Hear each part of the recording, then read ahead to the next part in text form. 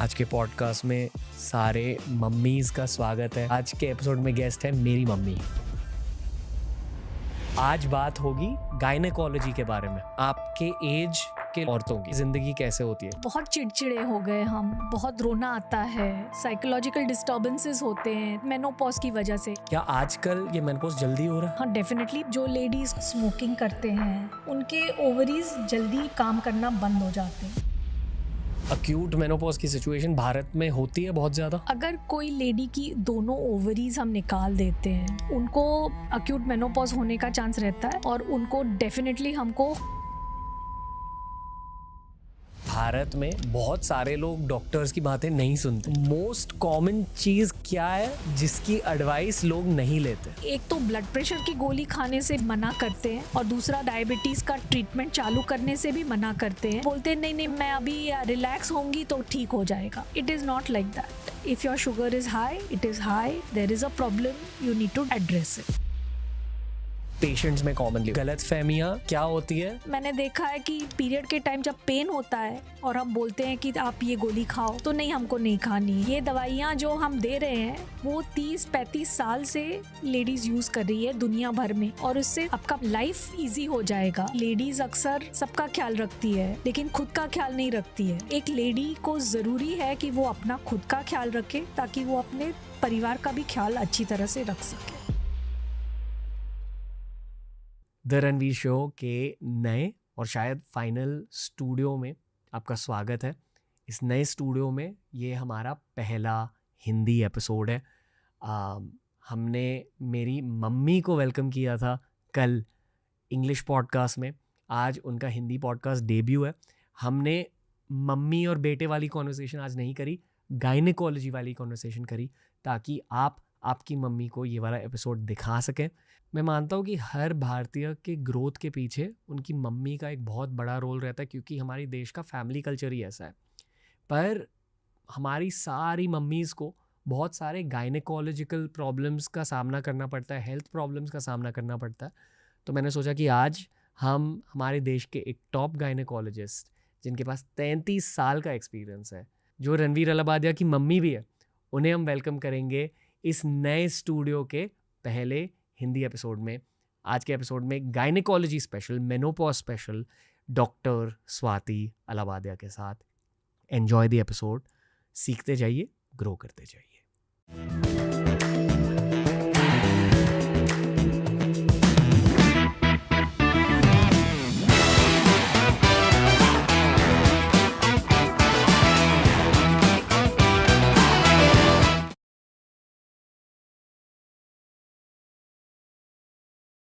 आज के पॉडकास्ट में सारे मम्मीज़ का स्वागत है। मैं चाहता हूँ कि ये वाला पॉडकास्ट हमारे देश के हर मम्मी तक पहुँचे। जितने भी लोग हिंदी समझते हैं, उनकी फैमिलीज़ में जितनी भी औरतें हैं, उन तक ये एपिसोड पहुँचे। और मैं ये भी कहना चाहूँगा कि आज के एपिसोड में गेस्ट है मेरी मम्मी। नमस्ते मम्मी। नमस्ते। हमारे नए स्टूडियो में ये हमारा पहला हिंदी पॉडकास्ट है। तो आज बात होगी गायनेकोलॉजी के बारे में। Gynaec problems, gynaec issues, specially जो प्रॉब्लम्स भारत में ज़्यादा पाए जाते हैं, उनकी बातें होंगी। आप एक्साइटेड हो? जी ज़रूर। ओके। कितने सालों से आप गायनेकोलॉजी प्रैक्टिस कर रहे हो? 33 साल हो गए। 33 साल। और एज अ गायनेकोलॉजिस्ट आपकी नॉलेज बढ़ते जाती है। हाँ जी। गायनेकोलॉजी खुद एक बहुत डायनेमिक फील्ड है। हर दिन कुछ नया नया सीखने को मतलब रिसर्च होता है, नई चीज़ें निकल आती है, नई जानकारी मिलती है, तो वो सब बढ़ते ही जाता है आगे। ओके। हम बायोलॉजी के बारे में भी बात करेंगे, कॉमन प्रॉब्लम्स के बारे में भी बात करेंगे, पर मेरे ख्याल से जितने भी गायनेकोलॉजी रिलेटेड इश्यूज होते हैं, उनका एक साइकोलॉजिकल और इमोशनल पर्सपेक्टिव भी होता है। जज्बातों की बातें होंगी आज, दिमाग, न्यूरोसाइंस की थोड़ी सी बातें होंगी आज। पर पहले मैं एक रिक्वेस्ट करूँगा सारी मम्मीज़ को कि इस पॉडकास्ट की शुरुआत से पहले इस पूरे नए सेट को आपका आशीर्वाद दे दे, क्योंकि इस पॉडकास्ट के साथ हमारी भी एक नई शुरुआत हो रही है, एक नया फेज स्टार्ट हो रहा है हमारे लिए। और हम चाहते हैं कि ज़्यादा मैच्योर कंटेंट, डीपर कंटेंट और एक इंटरनेशनल लेवल का कंटेंट निकल के आए हमारे भारत से। अब पहले आप आशीर्वाद दें प्लीज़। बहुत बहुत आशीर्वाद, बहुत बहुत शुभकामनाएं। आप हर काम में सफल रहो। ओके, थोड़े मदर सन सवाल भी होंगे आज। जी ज़रूर। हमारे पॉडकास्ट पर एक पीडियाट्रिशियन यानी कि चिल्ड्रंस के डॉक्टर आए थे, डॉक्टर अर्पित गुप्ता, और उस पॉडकास्ट का अंत हुआ था प्री टीन्स में बच्चों के लिए, यानी कि जब बच्चे 13 साल के हो जाते हैं तब वो बच्चे नहीं रहते, तब उन्हें अडल्ट की तरह थोड़ा सा ट्रीट करना चाहिए बायोलॉजिकल पर्सपेक्टिव से, बराबर है। यानी कि डाइट थोड़ा अडल्ट ओरिएंटेड बन जाता है। मैं मानता हूँ कि जब बच्चे टीनेजर बन जाते हैं, जब 13 साल के हो जाते हैं, तब मम्मीज़ की लाइफ में भी साइकोलॉजिकली और बायोलॉजिकली चीज़ें बदलने लगती है। करेक्ट? एक औरत की ज़िंदगी उसके जन्म के पहले शुरू हो जाती है। जब भी वो अपनी मम्मी के पेट में थी, तब से उसका आगे का फ्यूचर निश्चित होता है। तो जो बच्ची होती है तब क्या खाती है, क्या पीती है, उसके ऊपर भी उसका फ्यूचर निर्भर होता है। टीनेजर के प्रॉब्लम्स अलग होते हैं, शादीशुदा औरत के अलग, मेनोपॉज हो जाता है, पीरियड्स बंद हो जाते हैं तो प्रॉब्लम्स अलग होते हैं, और बहुत उम्र की लेडीज़ जो होती है उनके अलग होते हैं। तो एक गायनेकोलॉजिस्ट का काम जन्म से पहले शुरू हो जाता है और जन्म के एंड तक रहता है। ओके, मैंने पहले सोचा था कि हम इस पूरे टाइमलाइन को ब्रेक डाउन करेंगे, फिर पता चला कि प्रेगनेंसी, PCOS, पीरियड्स ये खुद से टॉपिक्स हैं, तो इन्हें आप एक पॉडकास्ट में नहीं समझा सकते, इसलिए आज हम फोकस करेंगे मम्मीज़ पर। जी। Are you comfortable sharing your age? Yes. आपकी खुद की उम्र क्या है? 59। तो अगले साल आप 60 साल के हो जाओगे। जी। आप नानी बन चुके हो, हाँ जी। लाइफ के प्रायोरिटीज़ बदल रहे हैं। जी। बदल रहे हैं? हाँ जी। ओके, व्हाट्सअप इन लाइफ, आपकी ज़िंदगी कैसी है अब, और आपके एज के लोगों की ज़िंदगी कैसे होती है, स्पेशली औरतों की? अबाउट 45 इयर्स की उम्र जब होती है लेडीज़ की, तो उनमें चेंजेस चालू हो जाते हैं। जो हम मेनोपॉज बोलते हैं कि पीरियड्स बंद हो जाना, वो एक दिन का काम नहीं होता, 7.5 साल तक वो चालू रहता है, 7.5-8 साल तक। पहले 2 साल ऐसे होता है कि जो बीज कोश होते हैं, ओवरीज, वो अंडे कम हो जाते हैं उनमें।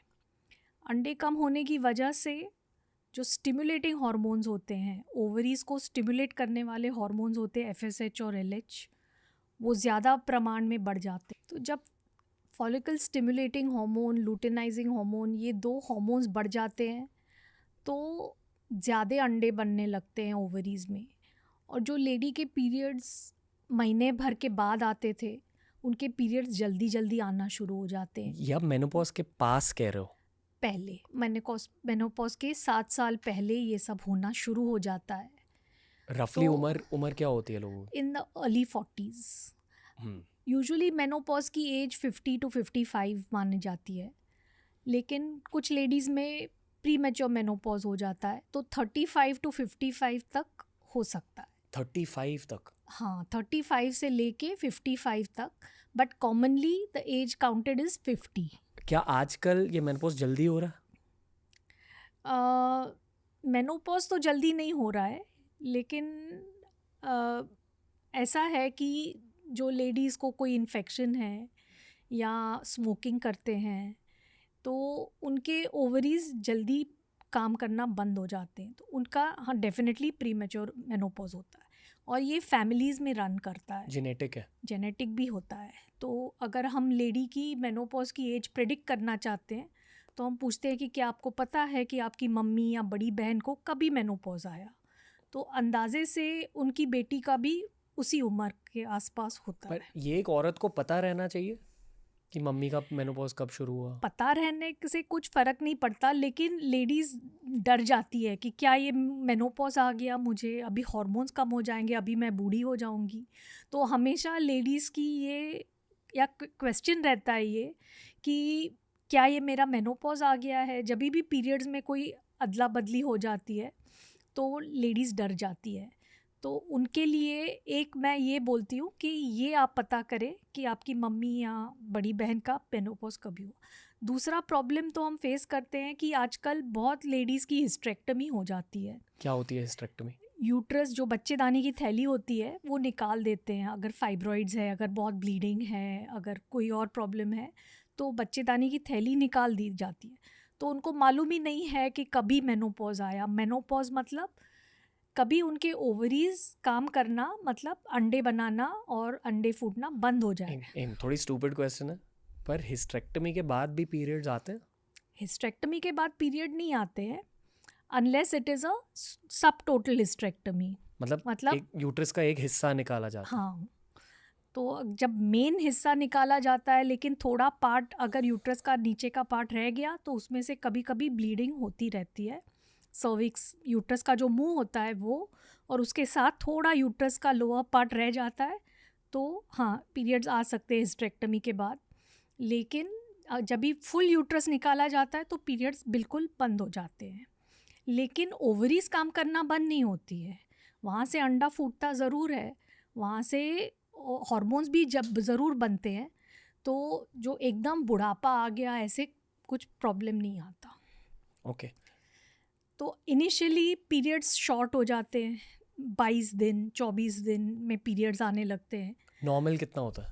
नॉर्मली 28 दिन से 30 दिन तक में पीरियड आते हैं लेडीज़ के। लेकिन जब भी शॉर्ट साइकिल्स हो गए इसका मतलब थोड़ा उम्र के हिसाब से होता है। और ये आप कह रहे हो कि मेनोपॉज के 7 साल पहले स्टार्ट होता है? 6-7 साल पहले चालू हो जाता है, 2-3 साल ऐसे जाते हैं। उसके बाद फिर जब भी बहुत कम हो जाते हैं अंडे तो लेट हो जाते हैं पीरियड्स। एक आध अंडा फूटता है, कभी नहीं फूटता है। उसके बाद फिर बहुत रेयर होके फिर बंद हो जाते हैं पीरियड्स आना। जब भी अंडे बचते नहीं हैं ओवरीज में तो बंद हो जाता है पीरियड्स आना। तो प्रॉब्लम ये आता है कि लेडीज़ का खून कम हो जाता है क्योंकि बार बार ब्लीडिंग होती है। खून कम होने से इन्फेक्शंस होते हैं।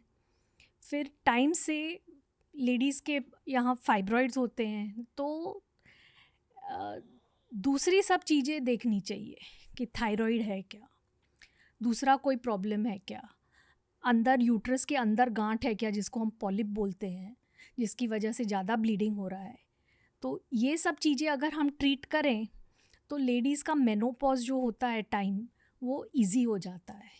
उनको ब्लीडिंग की प्रॉब्लम, ब्लीडिंग पीरियड के टाइम का पेन, ये सब नहीं होता। और जब भी नेचुरली आने वाला है मेनोपॉज तो आ जाता है। ओके, एक मिनट थोड़ा सा पॉज करेंगे, फिर आगे बढ़ेंगे बायोलॉजिकल डिस्कशन में। मैं पहले ये पूछना चाहूँगा कि एक स्त्री की असलियत क्या होती है बुढ़ापे से रिलेटेड? आपने कहा कि आपके पेशेंट्स कहते हैं कि वो बुढ़ापे से डरते हैं जब ये मेनोपॉज की शुरुआत होती है। तो साइकोलॉजिकली और इमोशनली ये समझाइए, और ये भी बताइए हमारे व्यूअर्स को, स्पेशली जो मम्मीज़ या जो थोड़े यंगर मम्मीज़ ये पॉडकास्ट देख रहे हैं, जो अभी डर रहे हैं ये सब सुन के, उन्हें आप क्या पहले कहना चाहोगे? यही कि सिर्फ ओवरीज फीमेल हार्मोन ईस्ट्रोजन बनाते हैं ऐसे नहीं है। थोड़ा सा ईस्ट्रोजन मेनोपॉज के बाद भी ओवरीज बनाते रहते हैं। एक और ग्लैंड है एड्रिनल ग्लैंड, वो भी ईस्ट्रोजन बनाता है। ईस्ट्रोजन क्या होता है? ईस्ट्रोजन होता है फीमेल हार्मोन जिसकी वजह से स्किन ठीक रहती है, बाल ठीक रहते हैं, अंदर की चमड़ी ज़रा मोटी रहती है तो झुर्रियाँ नहीं आती, हर्निया या प्रोलैप्स जो बोलते हैं वो सब होने का चांस कम रहता है। कोलेजन ठीक रहता है, तुम्हारा ब्लड प्रेशर ठीक रहता है। तो ये सब काम ईस्ट्रोजन करता है। बेसिकली आप ज़्यादा यंग दिखते हो। हाँ जी। ओके। तो और जो फैट टिश्यू होता है वो भी ईस्ट्रोजन बनाता है। सो थोड़ा बहुत ईस्ट्रोजन बॉडी में बनते रहता है, इवन आफ्टर मेनोपॉज वो बनते रहता है। उसके बाद there are things called phyto oestrogens, plant oestrogens. तो ये कुछ खाने पीने की चीज़ों में फाइटो ईस्ट्रोजन्स होते हैं, जैसे कि दालें, हर दाल, सोयाबीन, फिर ज़ीरा, इलायची, अदरक, सूरन। सो ये चीज़ों में पाए जाते हैं। आप पेशेंट्स को इन चीज़ों को हाँ, डाइट में मैं इंक्लूड करने को कहते हो? डेफिनेटली बोलती हूँ कि ये चीज़ें जितनी आप खा सको उतनी ज़रूर खाएं, सो दैट प्लांट ईस्ट्रोजन्स मिले आपको, फाइटो ईस्ट्रोजन्स मिले, जिसकी वजह से आपका oestrogen, it's like oestrogen replacement therapy, थोड़ा बहुत ईस्ट्रोजन होता है बॉडी में तो overall women feels young. Okay, और ये आप 33 साल के एक्सपीरियंस के बाद कह रहे हो? पढ़ने के बाद कह रहे हैं। ओके। एक इमोशनल पर्सपेक्टिव से भी बताइए, क्या आपके सामने कोई पेशेंट बहुत ज़्यादा इमोशनल हो चुकी है इसे ले? हाँ, पेशेंट्स आते हैं ये बोल के कि बहुत चिड़चिड़े हो गए हम, बहुत रोना आता है, साइकोलॉजिकल डिस्टर्बेंसेस होते हैं, तो शायद ये मेनोपॉज की वजह से, या फिर उनकी फैमिलीज़ ले आते हैं कि सारा दिन गुस्सा होते रहती है, चिड़चिड़ करती रहती है, तो ये भी एक ईस्ट्रोजन, या फिर बहुत बिना वजह रोती रहती है, तो ये भी एक ईस्ट्रोजन की कमी की वजह से ये सब चेंजेस हो सकते हैं। लेकिन एक मेनोपॉज ऐसा टाइम है जब भी लेडी के बॉडी में भी चेंजेस हो रहे हैं और सोशल चेंजेस भी हो रहे हैं, आजू बाजू भी, मतलब बच्चे बड़े हो गए होते हैं, अपने काम में लगे गए हुए होते हैं, हस्बैंड अपने काम में बिज़ी रहते हैं, तो लेडी अकेली भी पड़ जाती है, तो शायद ज़्यादा सोचती होगी। लेडीज़ रिटायर होते हैं अपने काम से, तो शायद वो उनके पास टाइम ज़्यादा है सोचने को, तो सोशल चेंजेस भी होते हैं, लेकिन डेफिनेटली इमोशनल फैक्टर भी है। बेटों को, लड़कों को क्या जानना चाहिए यहाँ अपनी मम्मियों के बारे में? यही कि ये उम्र ज़रा नाजुक उम्र है, तो मम्मी अगर चिड़चिड़ करने लगी या फिर डिप्रेस हो गई या फिर, तो मतलब वो नेचुरल प्रोसेस है, और थोड़ा दूसरी चीज़ों की तरफ भी ध्यान देना चाहिए। मम्मी को डॉक्टर के पास ज़रूर ले जाएं, उनको दूसरी कोई डेफिशिएंसी है या नहीं, थायराइड है, डायबिटीज़ है, विटामिन डी डेफिशिएंसी है, ये सब डेफिशिएंसीज रूल आउट होनी चाहिए। और जब तक पीरियड्स आते हैं तभी तक हम हार्मोन रिप्लेसमेंट नहीं देते, क्योंकि उनमें हम अज्यूम करते हैं कि उनमें इनफ ईस्ट्रोजन है। जब पीरियड्स पूरे बंद हो जाते हैं और हमें लगे कि बहुत उनमें इफ़ेक्ट है मेनोपॉज का, उसको अक्यूट मेनोपॉजल सिंड्रोम बोलते हैं। अक्यूट मेनोपॉजल सिंड्रोम में हॉट फ्लैशेस होते हैं, बिना वजह गर्मी लगने लगती है, फिर ट्रेम्युलसनेस, एक बिना वजह मतलब उंगलियां कांपने लगती है, एंग्जाइटी, डिप्रेशन, ये सब होता है, डरना और चिड़चिड़ापन, नींद नहीं आना, तो ये सब मेनोपॉज के लक्षण हैं। ये अक्यूट मेनोपॉज की सिचुएशन भारत में होती है बहुत ज़्यादा? अगर कोई लेडी की दोनों ओवरीज हम निकाल देते हैं, दोनों बच्चा अंडाकोश निकाल देते हैं, तो उनको ज़रूर अक्यूट मेनोपॉजल सिम्टम्स होते हैं। पर निकालने क्यों पड़ते हैं ओवरीज? अगर कैंसर है, अगर कोई बहुत इन्फेक्शन है या ऐसा कुछ है, तो हमको निकालना पड़ता है। ओके। तो अगर वो निकाल दे तो हाँ, उनको अक्यूट मेनोपॉज होने का चांस रहता है, और उनको डेफिनेटली हमको हार्मोन रिप्लेसमेंट थेरेपी, मतलब ईस्ट्रोजन, प्रोजेस्टेरोन वगैरह देना पड़ता है। इंजेक्शन से? नहीं, गोलियों से। ओके। और इंडियन विमेन में ये कम देखते हैं हम, क्योंकि इतनी दालें खाते हैं हम लोग, तो हमारे खाने में फाइटोइस्ट्रोजेंस काफ़ी ज़्यादा प्रमाण में होते हैं, तो इंडियन विमेन में ये इतना नहीं देखते हैं, लेकिन हाँ होता है। ओके। ये जितने भी फूड्स आपने नेम करे, सूरन, जीरा, दाल, ये बेसिकली इंडियन सब्जी के इंग्रेडिएंट्स है यस ना? मतलब इंडियन डाइट औरतों तो के सेहत के लिए बहुत फ़ायदेमंद है। वेस्टर्न कंट्रीज़ में भी है, there are foods there also, Chinese में भी है, herbal medicine and all, soya तो चाइनीज़ खाते ही हैं, तो in all cultures there are, वहाँ कुछ चीज़ें हैं जो खाने में मिलती है, Okay. जो फाइटोइस्ट्रोजन का काम करते हैं। आप इंडियन पर्सपेक्टिव से बता हाँ रहे हो। जी। ओके। आगे बढ़ने से पहले थोड़ा और बात करना चाहूँगा इंडियन डाइट्स के बारे में। मैंने आप कहा कि हाँ, सब्ज़ी में जो जीरा यूज़ होता है वगैरह वगैरह, दाल हम खाते हैं, उससे आपके सेहत को फ़ायदे मिलेंगे, पर दुनिया भर के डाइटिशियंस, स्पेशली भारत के डाइटिशियंस, ये मानते हैं कि भारत में प्रोटीन इंटेक बहुत कम रहता है, अलग अलग रीजंस की वजह से। आजकल लोग ये जानने लगे। प्रोटीन आपको मिलता है नॉन वेज से, और वेज सोर्सेज की बात की जाए तो पनीर, टोफू, दूध, दाल, छोले, काले चने, राजमा, मीन्स लेंटिल्स जो बोलते हैं, हर तरह की दाल, आखी या छिलके वाली। बेसिक लॉजिक देखो, हम इस पॉडकास्ट में डाइट के बारे में ज़्यादा बात नहीं कर सकते। एक बहुत क्रेजी पॉडकास्ट हमने क्रिएट किया है सुमन अग्रवाल मैम के साथ, वो जाके देखिए। उस वेट लॉस के एस्पेक्ट भी कवर्ड है वहाँ पर। यहाँ अगर हम गायनेकोलॉजी की बात करें, और एक और बात मैं बोलना चाहूँगी कि मेनोपॉज के बाद कैल्शियम की भी ज़रूरत होती है, प्रोटीन की भी ज़रूरत होती है, कैल्शियम की भी ज़रूरत होती है, जो आपको दूध से मिलता है। तो दूध और मिल्क प्रोडक्ट्स ये ज़रूर लेने चाहिए। ये सुमन अग्रवाल मैम ने भी कहा, जो हमारे देश की एक टॉप डाइटिशियन है। ओके, पर आपने खुद के एक्सपीरियंस में ये देखा है कि भारतीय औरतों में प्रोटीन इंटेक थोड़ा सा कम रहता है जी। तो एज अ डॉक्टर आप क्या कहते हो उन्हें? यही कि ही पनीर खाओ? नहीं, हम प्रोटीन इंटेक बढ़ाने को ज़रूर कहते हैं कि अगर वेजिटेरियन है कोई तो दालें खाओ, दूध और मिल्क प्रोडक्ट्स ये सब ज़रूर लेना चाहिए। So and exercise along with diet, also exercise. और वो भी मेनोपॉजल विमेन को थोड़ा रेजिस्टेंस वाले एक्सरसाइजेस करने चाहिए, मतलब वेट्स, लाइट वेट्स उठाने चाहिए। कोई भी एक्सरसाइज करते हो तो रेजिस्टेंस एक्सरसाइजेस करना ज़रूरी है, क्योंकि उससे मसल स्ट्रॉन्ग रहते हैं। यानी कि रेजिस्टेंस ट्रेनिंग जिससे ताकत बढ़े। हाँ, मसल स्ट्रॉन्ग रहते हैं तो हड्डियों, जॉइंट्स में तकलीफ नहीं आती। तो नी जॉइंट्स वगैरह का बहुत प्रॉब्लम रहता है इंडिया में। तो अगर तुम्हारे मसल स्ट्रॉन्ग है तो जॉइंट्स भी स्ट्रॉन्ग रहते हैं, अच्छे रहते हैं। तो ये उसकी वजह से हम बोलते हैं कि आप रेजिस्टेंस एक्सरसाइजेस करो, क्योंकि मेनोपॉज का एक और प्रॉब्लम होता है कि हड्डियां नरम हो जाती है, उनमें कैल्शियम कम हो जाता है, फ्रैक्चर होने का डर रहता है।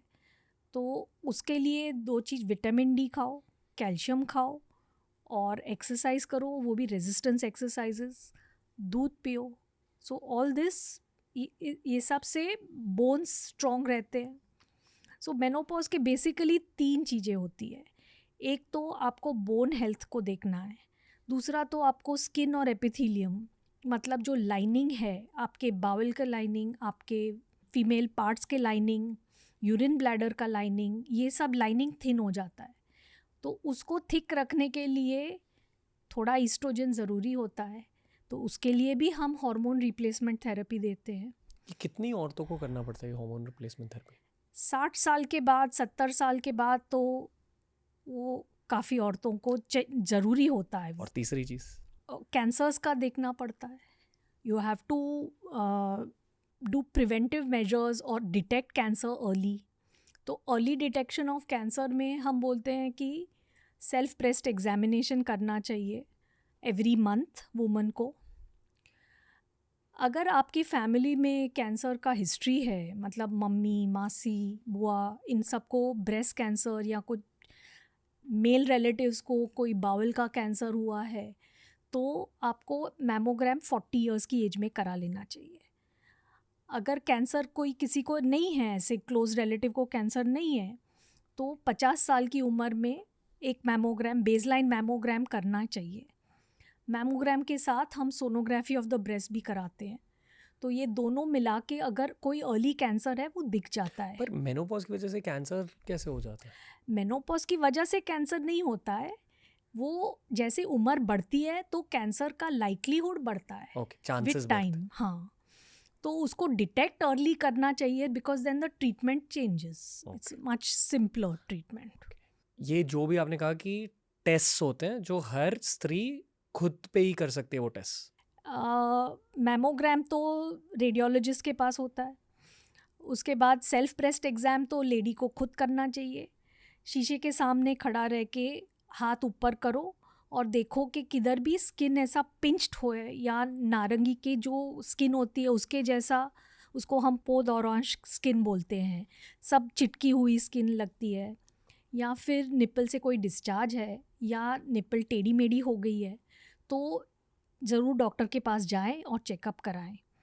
उसके बाद उंगलियों के टिप से ऐसे फील करना चाहिए फुल ब्रेस्ट को, चने या वटाने जैसी गांठ है क्या, ऐसा कोई हार्ड गांठ लगी ब्रेस्ट में तो ब्रेस्ट टिश्यू, ब्रेस्ट ग्लैंड्स होते हैं, तो अगर कोई हार्ड गांठ ऐसी लगी तो भी डॉक्टर के पास जाए। और ब्रेस्ट के साथ बगल का भी टेस्ट करना चाहिए।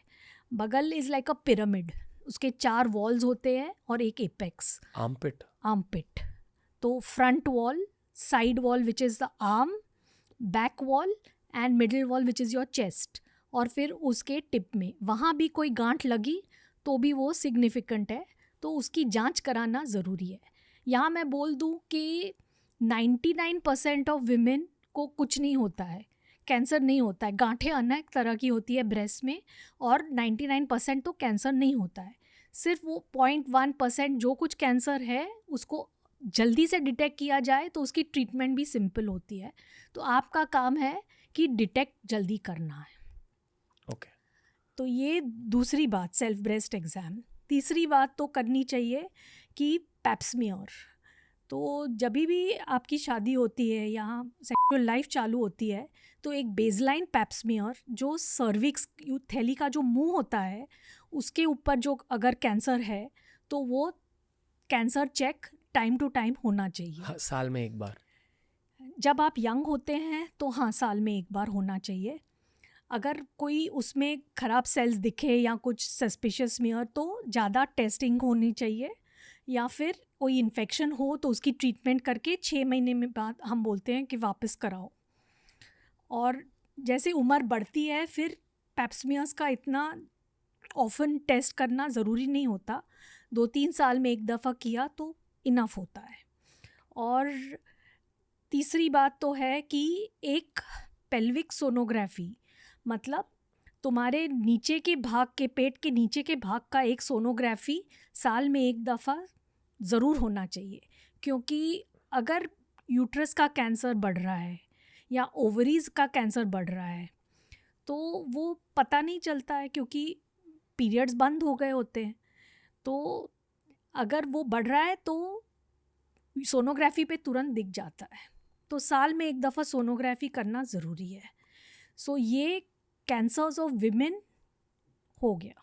आई फील कि मर्दों की बॉडी बहुत बेसिक होती है, पर क्योंकि एक औरत की बॉडी से बच्चा निकल सकता है वो सिस्टम ही अलग होता है और उस सिस्टम का ख्याल रखना एक अलग स्किल सेट ही है।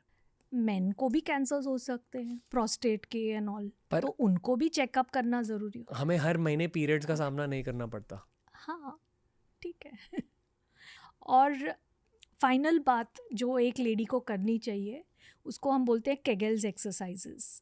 तो जो नीचे एक पेल्विस में एक ऐसा मसल होता है, एक टोप के जैसा, वो मसल, मतलब जब भी आप स्टूल पास करते हो, यूरिन पास करते हो, पेशाब करते हो तो वो मसल कॉन्ट्रैक्ट करके वो काम में आता है। डिलीवरी के टाइम भी वही मसल काम में आता है।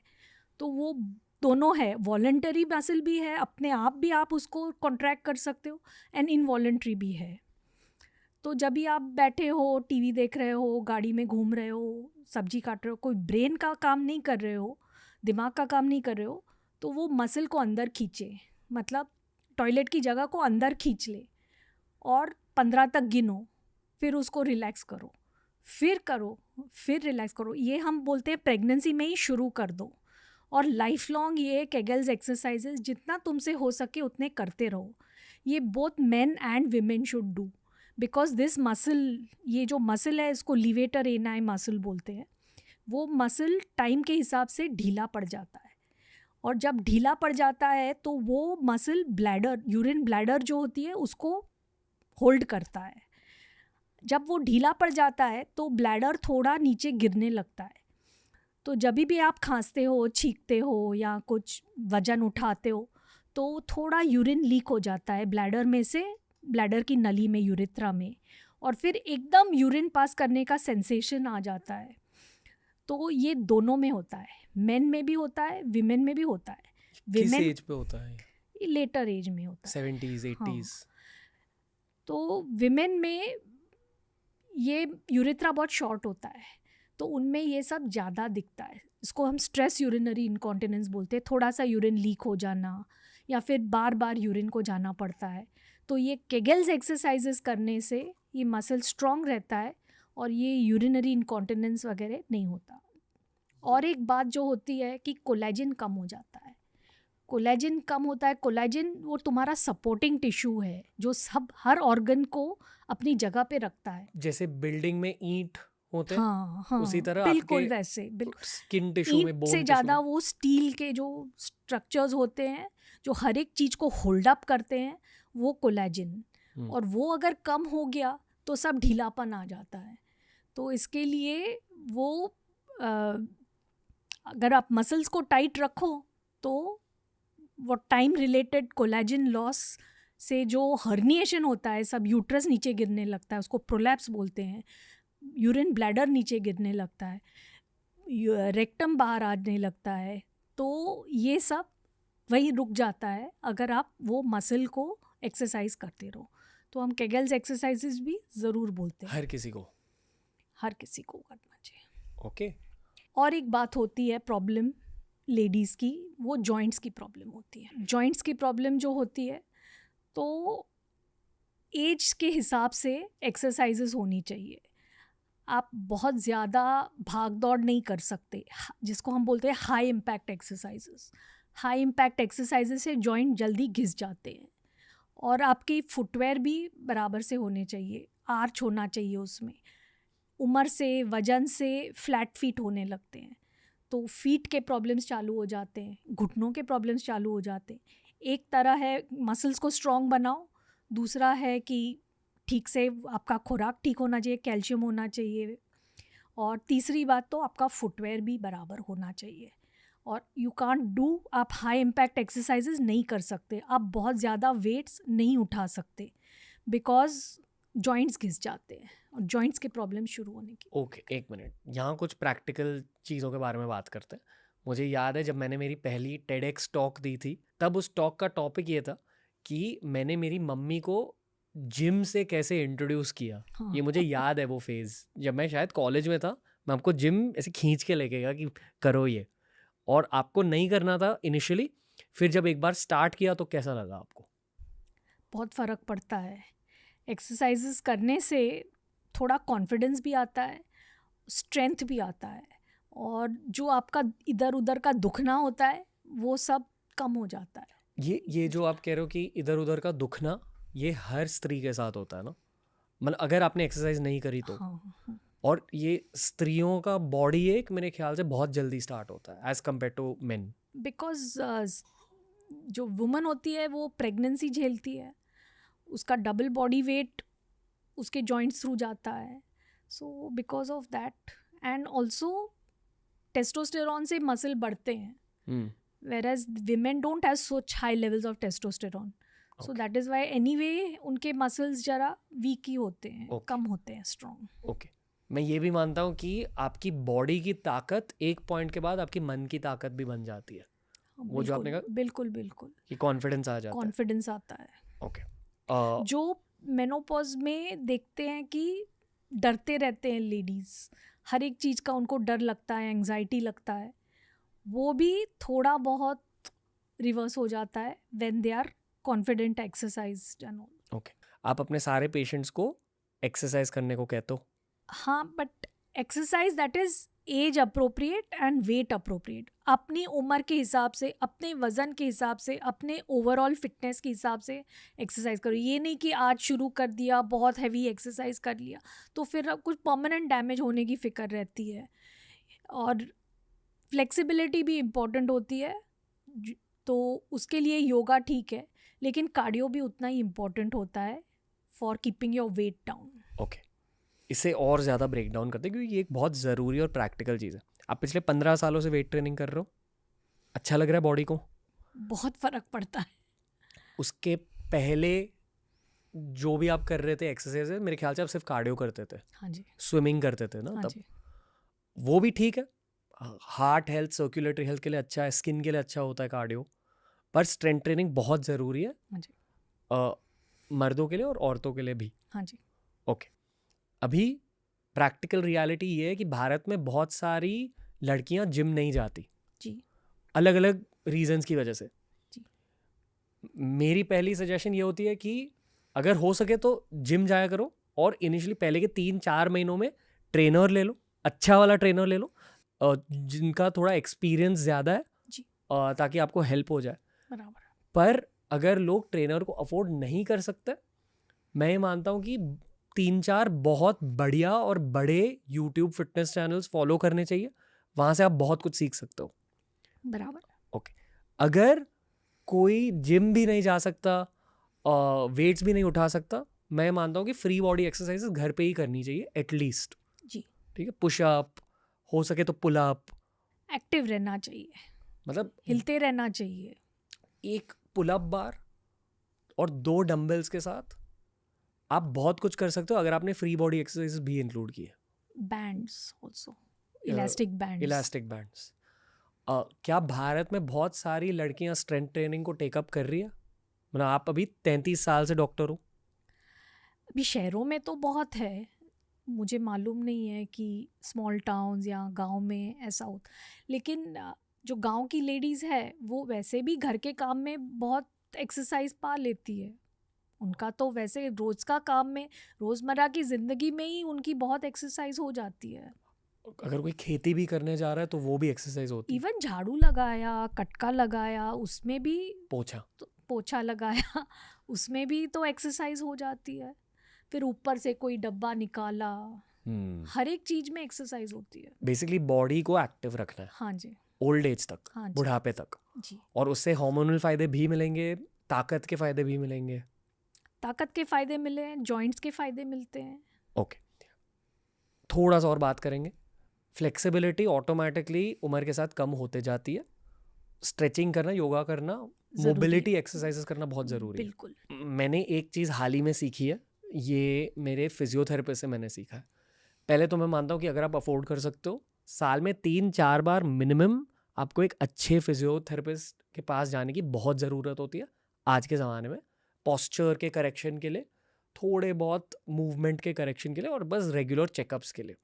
बहुत सारे लोग फिजियोथेरेपिस्ट को अफोर्ड नहीं कर सकते। उनके लिए अगेन पोस्चरल करेक्शन वीडियोस देखो यूट्यूब पर। और एक की चीज़ मैंने सीखी है खुद के फिजियोथेरेपिस्ट से कि कोर स्ट्रेंथ बहुत ज़रूरी होती है।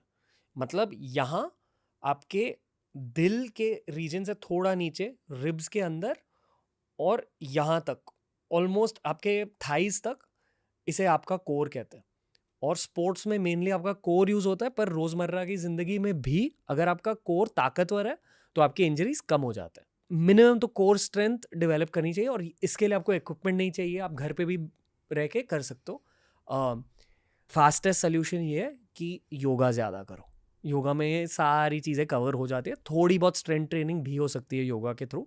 Yoga combined with free body training से बहुत कुछ हो सकता है जी। और कुछ कहना चाहोगे एक्सरसाइज को लेकर? नहीं, बस यही ठीक है।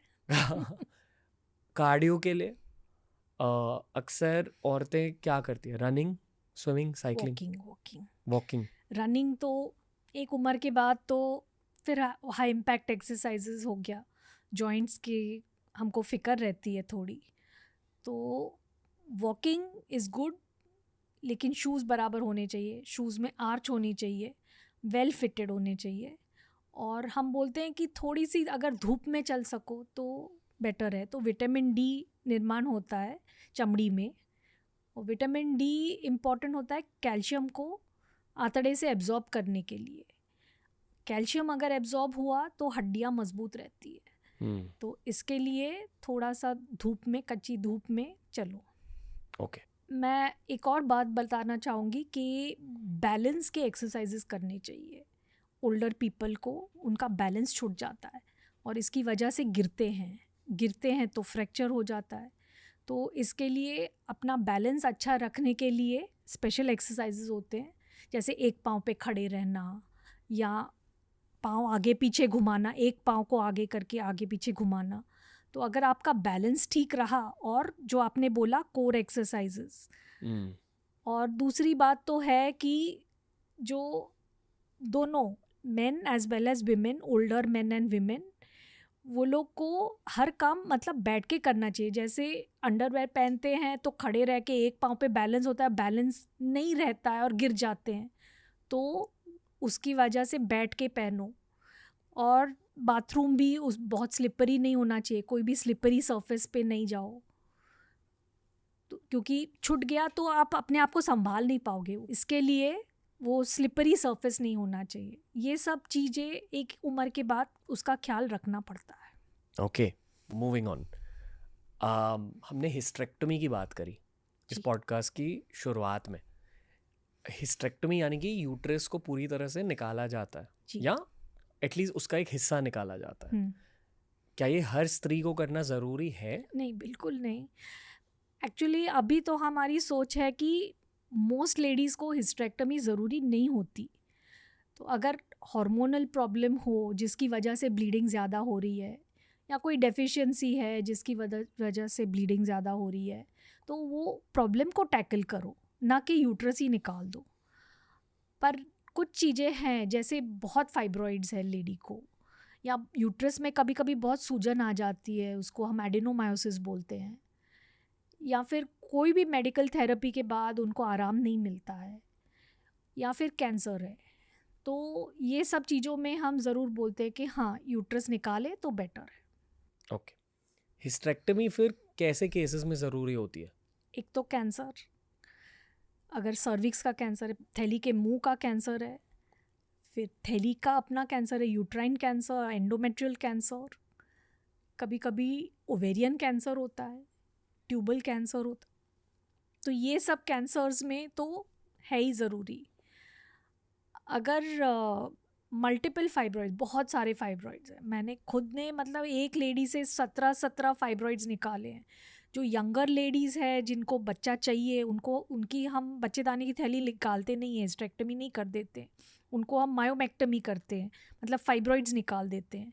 लेकिन जिनका मतलब है बच्चे हैं, उनको और बच्चे नहीं चाहिए, उनकी उम्र हो गई है, तो फिर वो यूट्रस रख के कोई फ़ायदा होने वाला है नहीं।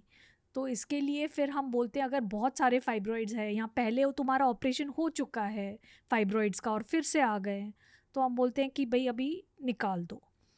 या फिर कोई लेडीज़ होते हैं जिनको कोई ब्लड का प्रॉब्लम है और बार बार उनको बहुत ज़्यादा ब्लीडिंग होती है, तो उनको भी बोलते हैं कि अगर बच्चे हो गए हैं, यूट्रस की ज़रूरत नहीं है, तो निकाल दो।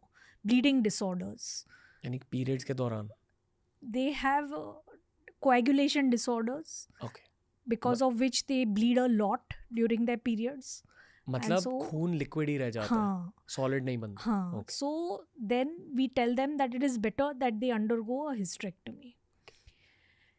There is एक है एडिनोमायोसिस, जिसमें यूट्रस का जो मसल है वो बहुत सूज गया होता है, और जो अंदर की लाइनिंग होती है यूट्रस की, वो यूट्रस के मसल में चला गया होता है। उसकी वजह से बहुत पेन होता है पीरियड के टाइम, रिलेशंस रखने के टाइम भी बहुत पेन होता है। तो ऐसे में भी हम बोलते हैं कि better you remove once child bearing is over. ये कितने लोगों में होता है? भारत में 6% लोगों को, कुछ स्टडीज़ में ज़्यादा, लेकिन 6 से 10% तक आप मान सकते हो। ओके, पर भारत में है कॉमन?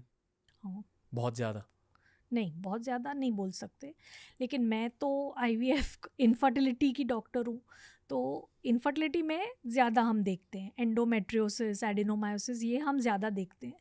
जिन औरतों को बच्चे हो जाते हैं ईजिली एंड ऑल दैट, उनमें इतना नहीं होता है। ओके, एक और बात ऑब्जर्व की है मैंने कि उम्र के हिसाब से कभी कभी डायबिटीज़ जैसे हो जाता है, शुगर्स चढ़ने लगते हैं, थायराइड लेटर एज में आता है। तो हमेशा लेडीज़ क्या करते थे, वेरी रेजिस्टेंट, कि नहीं अब हमने तो कभी आज एक गोली नहीं खाई किसी चीज़ की वजह से, या हमें तो कोई शुगर का प्रॉब्लम है ही नहीं, एक बार शुरू करूँ तो उम्र भर मेरे को खानी पड़ेगी। तो ये डायबिटीज़, थायराइड और विटामिन डी लेवल्स, ये सब चेक करना ही चाहिए, और क्योंकि ये लेटर उम्र में आने वाली चीज़ें कभी कभी होती हैं। तो अगर ये है तो उसका ट्रीटमेंट ज़रूर लेना चाहिए, क्योंकि नहीं लेंगे तो और कॉम्प्लिकेशंस होंगे। पर लोग क्यों नहीं लेते? उनको लगता है कि अगर मैंने एक बार चालू कर दिया तो उम्र भर मेरे को चिटक जाएगा ये डायबिटीज़। ये नहीं सोचते हैं कि ऑलरेडी हो चुका है, और अगर नहीं लेंगे तो डायबिटीज़ के अपने कॉम्प्लिकेशंस हैं। वो कहते हैं कि मैं डाइट कंट्रोल करके, मैं एक्सरसाइज करके ठीक हो जाऊंगी, तो थोड़ा बहुत फ़र्क पड़ता है डाइट कंट्रोल से और एक्सरसाइज से, लेकिन एक हद के बाद फिर ट्रीटमेंट लेना ज़रूरी हो जाता है। ओके, ये जो आप कह रहे हो कि अक्सर भारत में बहुत सारे लोग डॉक्टर्स की बातें नहीं सुनते, बिल्कुल राय लेने के बाद बातें नहीं सुनते, जी। या अलग अलग डॉक्टर्स के पास जाते हैं, 4-5 लोगों से राय लेते हैं। ये मुझे पता है कि डॉक्टर्स को ये बात अच्छी नहीं लगती, क्योंकि फिर एक इंसान की ट्रीटमेंट प्रोसीजर दूसरे इंसान के ट्रीटमेंट प्रोसीजर के साथ मिक्स हो सकती है। जी करेक्ट।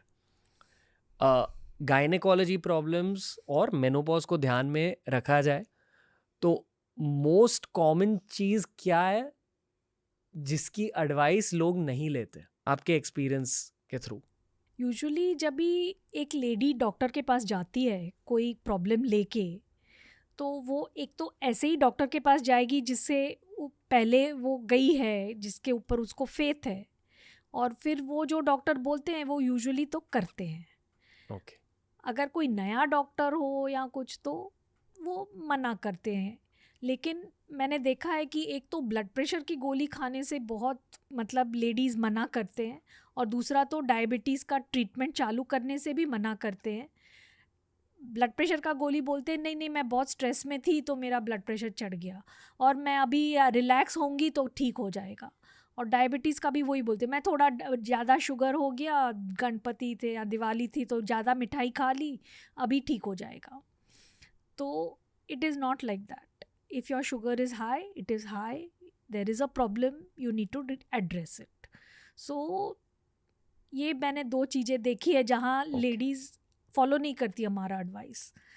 यंगर एज में मैंने देखा है कि पीरियड के टाइम जब पेन होता है और हम बोलते हैं कि आप ये गोली खाओ, तो नहीं हमको नहीं खानी, हमको मतलब ये गोलियों से हम खाते ही नहीं हैं, हम तो बस होम्योपैथी लेंगे। ऐसे भी होते हैं पेशेंट्स। तो आप क्या कहते हो फिर? तो मैंने बोलते आप होम्योपैथी लो, लेकिन उससे फ़र्क नहीं पड़ा तो मेरी दवाई भी ले लो। ओके। मतलब ये दवाइयाँ जो हम दे रहे हैं वो 30-35 साल से लेडीज़ यूज़ कर रही है दुनिया भर में, और उससे साइड इफ़ेक्ट्स कम होते हैं, लेकिन आपका मतलब आपका लाइफ इजी हो जाएगा। और एक और गलत फहमी है लेडीज़ की कि जो मेंस्ट्रुअल ब्लड है वो गंदा ब्लड है, वो निकल गया तो हमारा वज़न कम रहेगा और हम तंदुरुस्त रहेंगे, लेकिन वो भी नॉर्मल ब्लड है।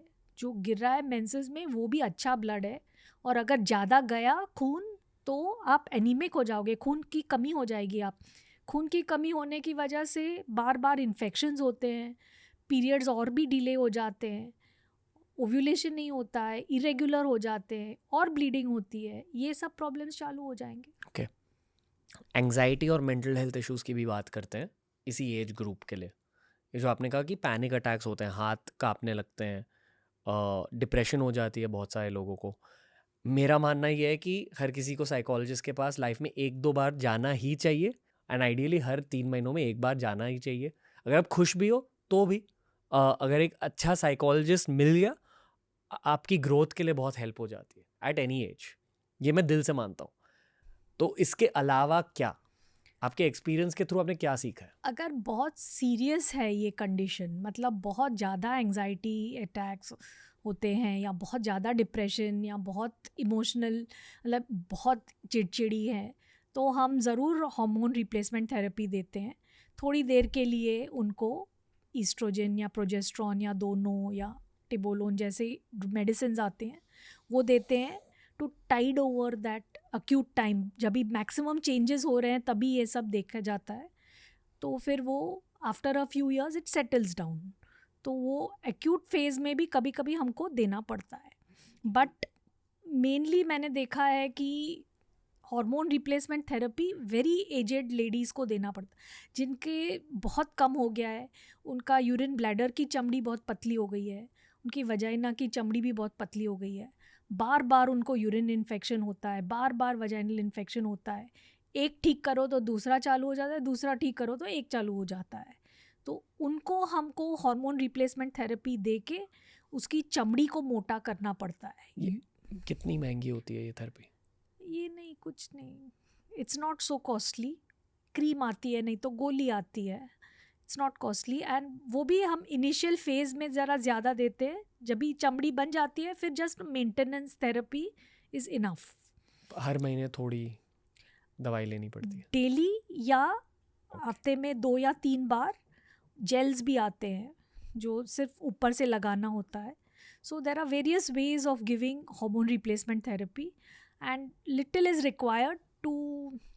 इसको हम जेनाइटो यूरिनरी सिंड्रोम बोलते हैं कि यूरिन का इन्फेक्शन होना, वजाइना के इन्फेक्शंस होना बार बार. तो वो थोड़ा देते हैं तो patients feel much better. Okay. रफली 500 रुपये से कम खर्चा है एक महीने का इसमें?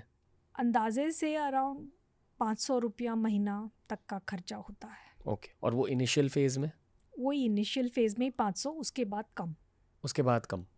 ओके. अफोर्डेबल ट्रीटमेंट है जी. जितनी भारतीय औरतें एक्चुअली एक हाई क्वालिटी गायनेक को अफोर्ड नहीं कर सकती, उनके लिए कुछ जनरल एडवाइस है? देखो, मैं टीनेजर्स की बात नहीं कर रहा हूँ, प्रेगनेंसी की बात नहीं कर रहा हूँ, यहाँ middle age and old age की बातें कर रहा हूँ. यही जो मैंने बोला कि सेल्फ ब्रेस्ट एग्ज़ाम, मैमोग्राम. वो तो मैमोग्राम तो अभी गवर्नमेंट हॉस्पिटल्स में भी हो जाता है. 50 साल की उम्र में आप कराएं और हर 3 या 4 साल के बाद कराएं. अगर कोई प्रॉब्लम फाइंड हुआ कि कोई उधर गांठ है या कुछ ब्रेस्ट में, तो हर साल बोलते हैं हम. उसके बाद पेप्समियर कराएं. फिर साल में एक दफ़ा सोनोग्राफी, जो हर गवर्नमेंट हॉस्पिटल में भी सोनोग्राफी मशीन होते हैं. तो एक रूटीन चेकअप जैसा बनाना ही चाहिए. ये फ्री में सब कुछ हो जाता है भारत में? गवर्नमेंट हॉस्पिटल्स में होता है ऑलमोस्ट फ्री. आपके घर के पास एक गवर्नमेंट हॉस्पिटल ढूंढना चाहिए. वेटिंग लाइन लंबी होती है इसकी? हाँ जी, होती है, लेकिन फिर भी कराना चाहिए, ज़रूरी है ये. ओके. साल में एक बार एटलीस्ट? हाँ जी. ओके. और दूसरी बात तो है कि आपका खुराक ठीक होना चाहिए. फिर सप्लीमेंट, विटामिन का, कैल्शियम का गोली ज़रूर खाना चाहिए. वो भी कम कॉस्ट में गवर्नमेंट हॉस्पिटल्स में मिल जाता है. तो कैल्शियम का गोली और विटामिन्स का गोली ज़रूर खाएं. एक्सरसाइज करके एक्टिव रहें. और ब्लड टेस्ट भी साल में एक दफ़ा कराना चाहिए. शुगर है क्या, खून कमी है क्या, ये सब चीज़ों का पता होना चाहिए. थायराइड का लेवल, ये सब साल में एक दफ़ा तो करना चाहिए. ओके. आई थिंक हम पॉडकास्ट के अंत तक पहुंच चुके हैं. क्या ये एक ज़रूरी कॉन्वर्सेशन थी? बिल्कुल ज़रूरी थी, क्योंकि मैंने देखा है कि लेडीज़ अक्सर सबका ख्याल रखती है, अपने परिवार का, अपने बच्चों का, अपने पति का, अपने सास ससुर का, मम्मी पापा का, लेकिन खुद का ख्याल नहीं रखती है. तो एक लेडी को ज़रूरी है कि वो अपना खुद का ख्याल रखे, ताकि वो अपने परिवार का भी ख्याल अच्छी तरह से रख सके. मैं मम्मियों को ये कहना चाहूँगा कि टेंशन मत लो. 2024 है इस साल का नाम, और अब विज्ञान बहुत एडवांस हो चुका है. पॉडकास्ट से आपको फ्री ऑफ कॉस्ट नॉलेज भी मिलती है, तो डरे मत रहो. कुछ भी टेंशन है, बस उस टेंशन को यूट्यूब सर्च बार में टाइप आउट कर दो, स्पेस TRS. उस टेंशन का सल्यूशन है हमारे पास, एटलीस्ट नॉलेज के थ्रू. अपनी डॉक्टर की बातें सुनो, गवर्नमेंट हॉस्पिटल में जाओ, चेक्स कराओ. और एक और बहुत ज़रूरी टिप है आपके लिए, गलत फहमियों से दूर रहो. इसलिए आपके लिए मम्मी एक आखिरी सवाल है. इस एज ग्रुप में जहाँ हम मेनोपॉज की बातें कर रहे हैं, मिडिल एज की बातें कर रहे हैं, कुछ गलत फहमियाँ शेयर कीजिए जो पेशेंट्स में कॉमनली होती हैं. लेडीज़ शर्माती है. अगर उनको ब्लीडिंग है, अगर उनको डिस्चार्ज है, तो वो शर्माती है बोलने को, और किसी को बताती नहीं, चुपचाप सहन करती जाती है. जब तक वो जो बीमारी है वो बहुत फैल चुकी होती है, वो बहुत बढ़ जाती है, फिर वो बोलते हैं सबको. तो आजकल जल्द से जल्द अगर हम पकड़ें बीमारी, तो उसको जड़ से निकाल सकते हैं.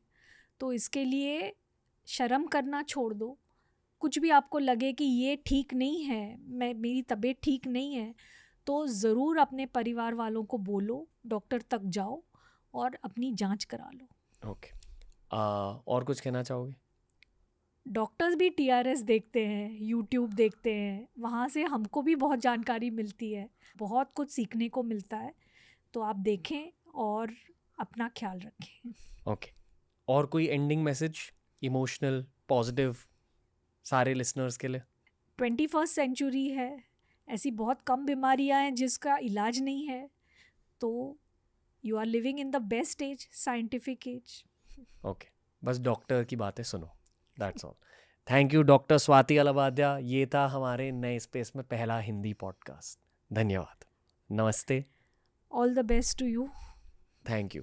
अगली बार जब आप आओगे, इस स्टूडियो को और भी थोड़ा सा सजाया जाएगा, और फिर एक मम्मी और बेटे के बीच की कॉन्वर्सेशन जो हमने इंग्लिश में करी है, पर क्योंकि ये मेरी मम्मी की पहली हिंदी कॉन्वर्सेशन थी, इसे मैंने सोचा कि पहले गायनेकोलॉजी रिलेटेड बातें कर ले, अगली बार पर्सनल बातें होंगी।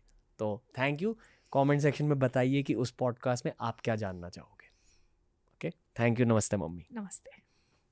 तो दोस्तों, ये था आज का एपिसोड। ये वाला एपिसोड बहुत क्लोज टू माय हार्ट था। मम्मी लौट कर आएंगी एक मदर सन पॉडकास्ट के लिए जब ये स्टूडियो पूरी तरह से कंप्लीट हो जाएगा। TRS अब बदल रहा है। मैं अब 31 ईयर्स का हो चुका हूँ। आपके सामने ही मेरी एज बढ़ रही है। मैं सीखते जा रहा हूँ आपके सामने, आपके साथ। एक पॉडकास्ट की जर्नी में जो होस्ट होते हैं उनको बहुत कुछ सीखना होता है, उन्हें भी खुद ग्रो करना होता है। तो इस स्टूडियो में मेरी इंटेंशन ये है, पहले तो हमें TRS को इंटरनेशनल लेके जाना, हमें वुमेन के लिए, औरतों के लिए और बहुत ज़्यादा content banana. And the final intention is कि पर्सनल पर्सपेक्टिव से देखा जाए, मुझे खुद बहुत ज़्यादा ग्रो करना है इस नए फेज़ के थ्रू। तो बस सपोर्ट करते जाइए, फीडबैक देते जाइए।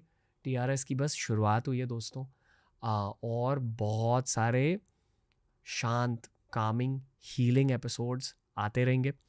हम चीज़ें सीखते जाएंगे और फ्री ऑफ कॉस्ट नॉलेज ऐसे अपलोड होती जाएगी इस चैनल पर। दोनों बियर बाइसेप्स यूट्यूब चैनल को और रणवीर अलाबादिया यूट्यूब चैनल को सपोर्ट करते रहिए। TRS सुनते जाइए और इस पॉडकास्ट जर्नी से सीखते जाइए। Lots of love, thank you for listening in.